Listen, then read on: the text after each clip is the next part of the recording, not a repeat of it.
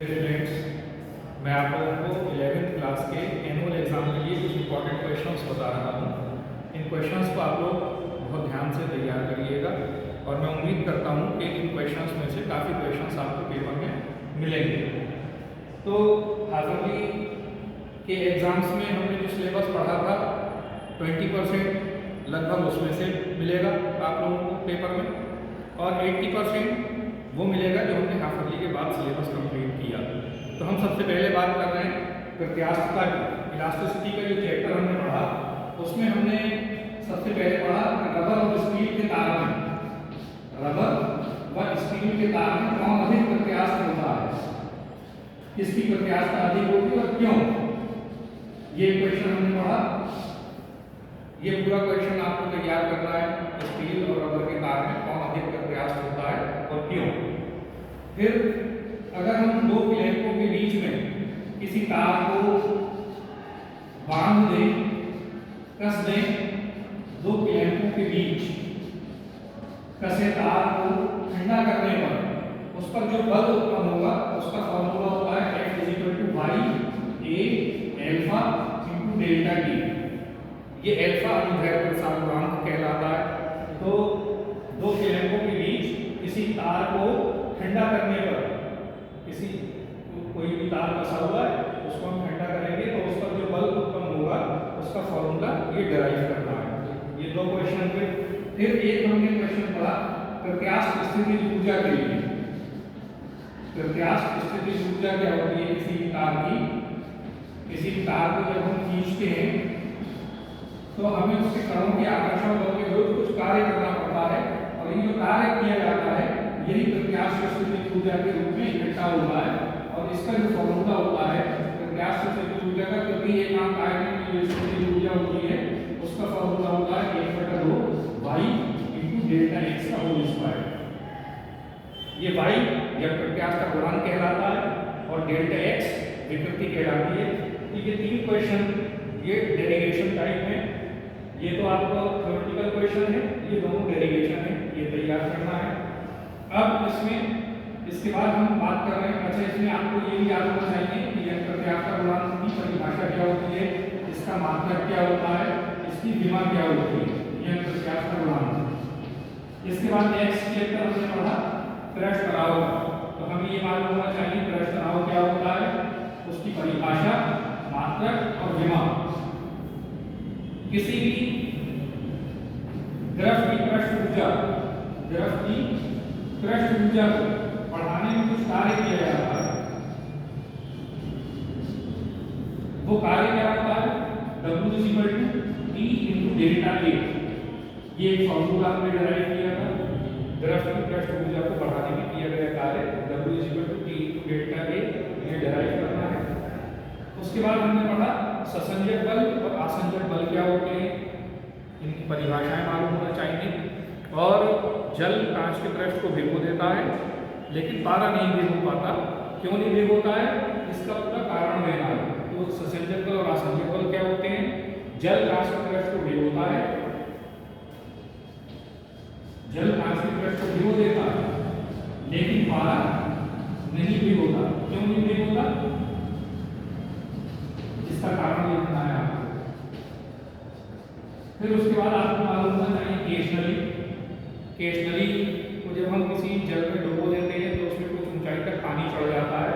तो पानी क्यों चढ़ जाता है, इसके पृष्ठ तनाव के लिए हमें फॉर्मूला डिराइव करना है RH/ρg/2।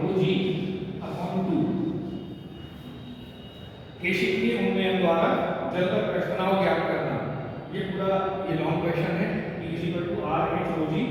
R केश नली की त्रिज्या होती है, H जिस ऊंचाई तक केश नली में पानी चढ़ जाता है, ρ द्रव का घनत्व होता है, G गुरुत्वीय त्वरण होता है और इसको डिवाइड करना है 2 से। T = RH/ρg/2। ये पूरा क्वेश्चन डिराइव करना है। इसमें आपको मालूम होना चाहिए स्पर्श कोण की परिभाषा। कभी कभी छोटे क्वेश्चन में पूछ लिया जाता है स्पर्श कोण किसे कहते हैं, इसकी परिभाषा मालूम होना चाहिए। और स्वच्छ जल और कांच के बीच कितना स्पर्श कोण होता है या चांदी और जल के बीच कितना स्पर्श कोण होता है, तो कभी एक नंबर में पूछ लिया जाता है कोण के बारे में। तो ये आपको याद होना चाहिए। इसके बाद हम बात करेंगे द्रवों के प्रवाह की। तो इसमें हमें मालूम होना चाहिए आदर्श द्रव किसे कहते हैं। आदर्श द्रव के गुण क्या होते हैं? शून्य संपीड़ितता और शून्य श्यानता, यानी कोई भी आदर्श द्रव या तो असंपीड़ित होता है या अश्यान होता है। फिर हमें श्यानता गुणांक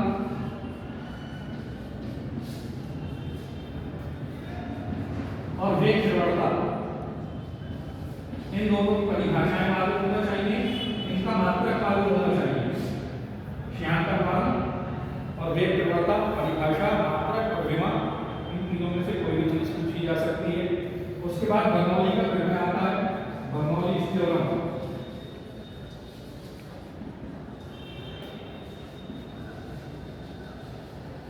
बर्नौली की प्रमेय ये याद होना चाहिए। यहाँ पर हमने न्यूमेरिकल्स पढ़े हैं। एक न्यूमेरिकल हमने यहाँ पर किया कि अगर हम किसी तार को, कोई भी हमारे पास मोटा तार है, अगर हम उसको दुगनी लंबाई तक खींच दें तो कितना कार्य करना पड़ेगा, या उसकी स्थिति या प्रत्यास्था गुणांक कितना हो जाएगा। ये इस तरह से एक क्वेश्चन होता है यहाँ प्रत्यास्था वाले में। प्रश्नाओं की जब हम बात करते हैं तो प्रश्नाओं में होता है कि अगर हमारी कोई बड़ी बूंद है, किसी बड़ी बूंद को हम छोटी बूंदों में तोड़ते हैं, 64 बूंदों में तोड़ते हैं, या 128 बूंदों में तोड़ रहे हैं, या 10,000 बूंदों में तोड़ रहे हैं, तो एक बड़ी बूंद को अगर छोटी बूंद में तोड़ा जाता है तो कितनी ऊर्जा प्राप्त होगी या कितनी ऊर्जा मुक्त होगी। अगर छोटी बूंदों को मिलाकर एक बड़ी बूंद बनाई जा रही है तब क्या होगा, और बड़ी बूंद को छोटी बूंदों में तोड़ा जा रहा है तब कितनी ऊर्जा मुक्त होगी, वो हमें न्यूमेरिकल इसका आना चाहिए।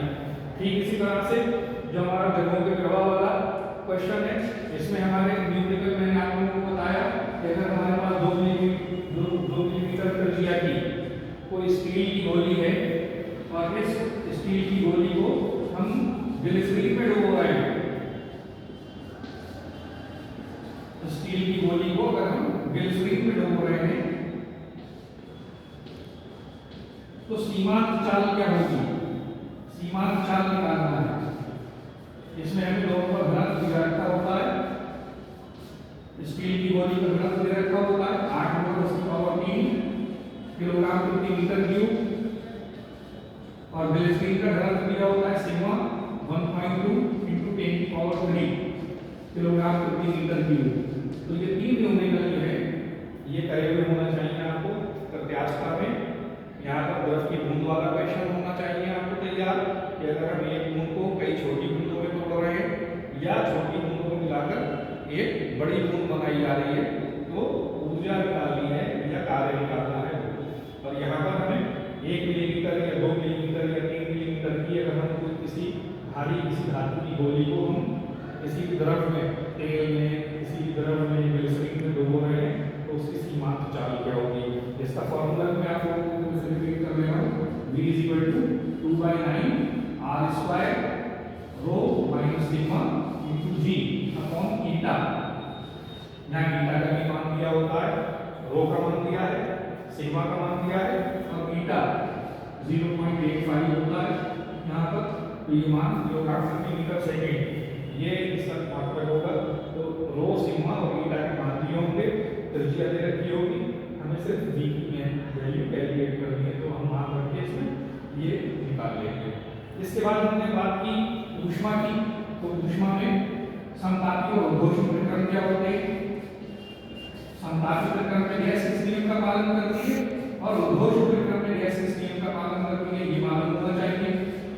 समतापी और उद्घोषण प्रकरण जिसे कहते हैं और इनमें गैस किन नियमों का पालन करती है।